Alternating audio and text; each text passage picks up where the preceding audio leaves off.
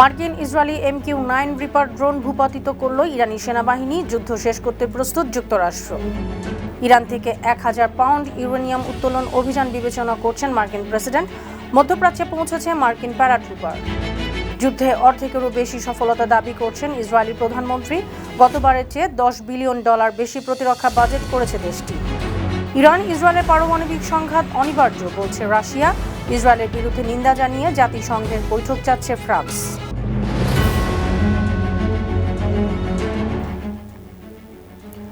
শুনছিলেন সংবাদ শিরোনাম। সবাইকে স্বাগত জানাচ্ছি বিশ্বজুড়ে প্রতিদিনে বিশ্বের বিভিন্ন প্রান্তের সবশেষ তথ্য জানাতে আপনাদের সঙ্গে আছি আমি অনন্যা চৈতি। ইরানের আকাশসীমা লঙ্ঘনের চেষ্টাকালে ইস্পাহান শহরের আকাশে একটি অত্যাধুনিক মার্কিন ইসরায়েলি MQ-9 রিপার ড্রোন ভূপাতিত করেছে ইরানি সেনাবাহিনী। মঙ্গলবার ভোরে এই ভূপাতিত করার ঘটনা ঘটে। ড্রোনটিকে আগ্রাসী শত্রুর সম্পদ হিসেবে বর্ণনা করেছে ইরানের আকাশ প্রতিরক্ষা ইউনিট।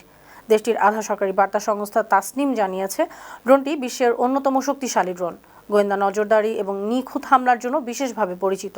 ইরানের সামরিক জনসংযোগ কর্মকর্তারা জানিয়েছেন, এ নিয়ে ইরান এ পর্যন্ত মোট 146টি শত্রু ড্রোন ধ্বংস করার রেকর্ড করেছে। বিশেষজ্ঞরা জানিয়েছেন, এক একটি MQ-9 রিপার ড্রোন তৈরিতে খরচ প্রায় $3 কোটি মার্কিন ডলার। হরমুজ প্রণালীর বড় অংশ বন্ধ থাকলেও ইরান যুদ্ধ শেষ করতে যুক্তরাষ্ট্র প্রস্তুত। হরমুজ প্রণালী খোলার অভিযান তিনি পরে করবেন। সহযোগীদের এমনটি জানিয়েছেন মার্কিন প্রেসিডেন্ট ডোনাল্ড ট্রাম্প।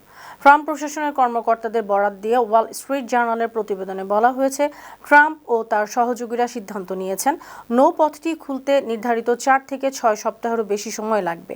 এই অভিযানে ইরানের ক্ষেপণাস্ত্র ও নৌবাহিনীকে বিধ্বস্ত করা হবে। তারপর কূটনৈতিকভাবে চাপ দিয়ে হরমুজ প্রণালী খোলার ব্যবস্থা করা হবে। এই জলপথ প্রায় বন্ধ থাকায় বিশ্ববাজারের মতো আমেরিকাতেও জ্বালানির দাম বেড়ে গেছে।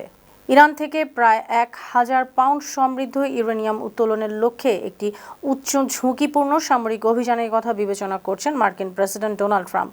মার্কিন কর্মকর্তাদের বরাত দিয়ে মার্কিন গণমাধ্যম ওয়াল স্ট্রিট জার্নাল এক বিশেষ প্রতিবেদনে এই তথ্য জানিয়েছে। প্রেসিডেন্ট থাকাকালে ট্রাম্পের অন্যতম জটিল অভিযান হতে পারে। চলমান সংঘাতে একটি বড় উত্তেজনা সৃষ্টি করতে পারে। পরিকল্পনা অনুযায়ী মার্কিন বাহিনী ইরানের ভূখণ্ডে গেলে ক্ষেপণাস্ত্র হামলা, ড্রোন ও সুরক্ষিত প্রতিরক্ষা ব্যবস্থা তোপে পড়তে পারে। তবে মার্কিন কর্মকর্তারা জানিয়েছেন, এখনও চূড়ান্ত সিদ্ধান্ত হয়নি। মধ্যপ্রাচ্যে মার্কিন সেনাবাহিনীর 82তম এয়ারবোর্ন ডিভিশনের কয়েক হাজার প্যারাট্রুপার পৌঁছাচ্ছে। সোমবার 2 জন মার্কিন কর্মকর্তা রয়টার্সকে এ তথ্য নিশ্চিত করেছেন। নর্থ ক্যারোলাইনার ফোর্ট ব্র্যাগ থেকে এ প্যারাট্রুপার মধ্যপ্রাচ্যে মোতায়েন করা মার্কিন বাহিনীর সঙ্গে যোগ দিচ্ছেন। গেল সপ্তাহে 2500 মেরিন সেনা মধ্যপ্রাচ্যে পৌঁছেছে। তবে যুক্তরাষ্ট্রের সেনাদের ঠিক কোথায় মোতায়েন করা হচ্ছে সে সম্পর্কে কিছুই বলেননি নাম প্রকাশে অনিচ্ছুক মার্কিন কর্মকর্তারা। খার্ক দ্বীপে দখল করতে এসব মার্কিন সেনাদের নিয়োজিত করা হতে পারে। যুক্তরাষ্ট্রের প্রেসিডেন্ট ডোনাল্ড ট্রাম্প মনে করেন, ইরানে যুদ্ধ 4 থেকে 6 সপ্তাহ চলতে পারে। হোয়াইট হাউসের প্রেস সেক্রেটারি ক্যারোলিন লেভিট সংবাদ সম্মেলনে এই তথ্য জানিয়েছেন।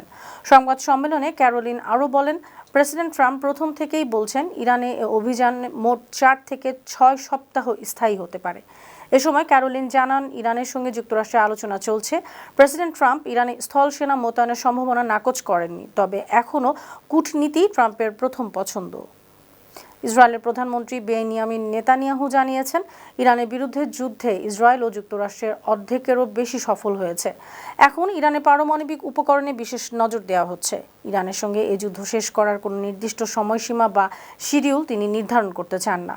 রক্ষণশীল সংবাদ মাধ্যম নিউজ ম্যাক্সকে দেয়া সাক্ষাৎকারে নেতানিয়াহু আরও বলেন, ইরানি শাসন ব্যবস্থা পারমাণবিক অস্ত্র তৈরি এবং সেগুলো আমেরিকার শহরগুলোতে পৌঁছে দেওয়ার চেষ্টা করছে।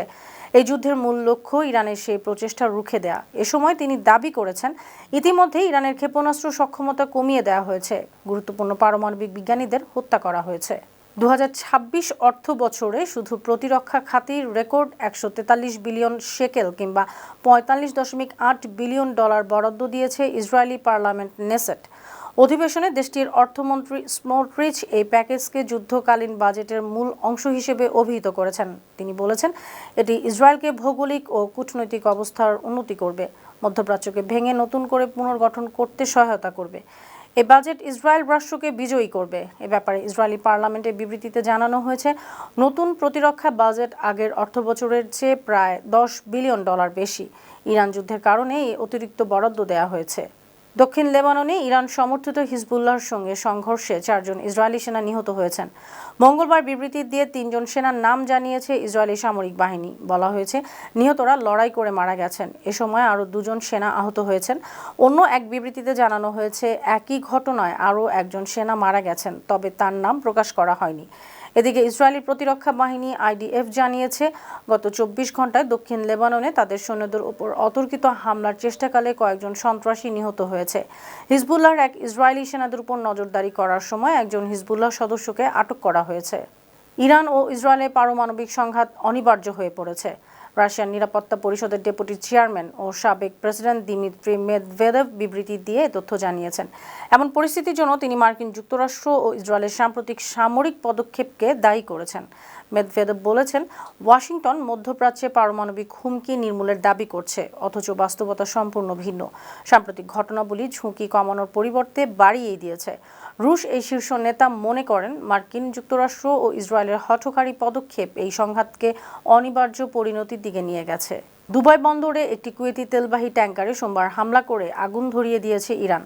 মঙ্গলবার ইরানের রাষ্ট্রীয় সংবাদ মাধ্যম জানিয়েছে, যুক্তরাষ্ট্র ও ইসরায়েলের হামলার জবাবে পারস্য উপসাগরে অভিযানের অংশ হিসেবে এ হামলা চালানো হয়েছে। কুয়েতের রাষ্ট্রীয় তেল কোম্পানির বরাত দিয়ে সরকারি সংবাদ সংস্থা কুনা জানায়, ট্যাঙ্কারটি দুবাই বন্দরে নোঙর করা ছিল। হামলার সময় ট্যাঙ্কারটি জ্বালানি তেলে পূর্ণ ছিল। কোনো হতাহত হয়নি, তবে জাহাজটির খোলের বেশ ক্ষতি হয়েছে। জাহাজটির তেল বহন ক্ষমতা প্রায় 20 লাখ ব্যারেল। যুক্তরাজ্যের প্রধানমন্ত্রী কিয়ার স্টারমার বলেছেন, ব্রিটিশ বাহিনী ইরানে যাবে না। এ যুদ্ধ যুক্তরাজ্যের না, তারা এতে জড়াবেন না। যুদ্ধ চলাকালে যুক্তরাজ্য প্রতিরক্ষামূলক ব্যবস্থা নিচ্ছে, যাতে ব্রিটিশ নাগরিকদের জীবন, যুক্তরাজ্যের স্বার্থ এবং আঞ্চলিক মিত্রদের সুরক্ষা নিশ্চিত করা যায়। স্টারমার আরও জানান, যুক্তরাজ্য নিজেদের স্বার্থ রক্ষা এবং হরমুজ প্রণালী আবারও চালুর চেষ্টা করবে। লেবাননে জাতিসংঘ অন্তর্বর্তীকালীন বাহিনীর উপর ইসরায়েলি বাহিনীর বর্বরোচিত হামলার তীব্র ক্ষোভ জানিয়েছে ফ্রান্স।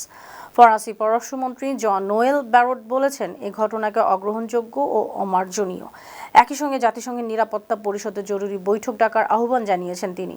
সোমবার সামাজিক যোগাযোগ মাধ্যম এক্সে বিবৃতি দিয়ে ফরাসি পররাষ্ট্রমন্ত্রী জানান, গেল 29 মার্চ ইসরায়েলি বাহিনীর গুলিবর্ষণে ইন্দোনেশিয়ার একজন শান্তিরক্ষী নিহত হয়েছেন, আহত হয়েছেন 3 জন।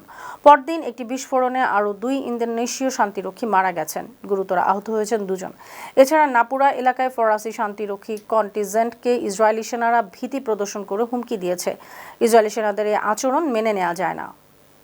ইরান, ইসরায়েল ও যুক্তরাষ্ট্রের সংঘাতের কারণে কয়েক দশকের মধ্যে সবচেয়ে বড় অর্থনৈতিক চাপে পড়েছে সংযুক্ত আরব আমিরাত।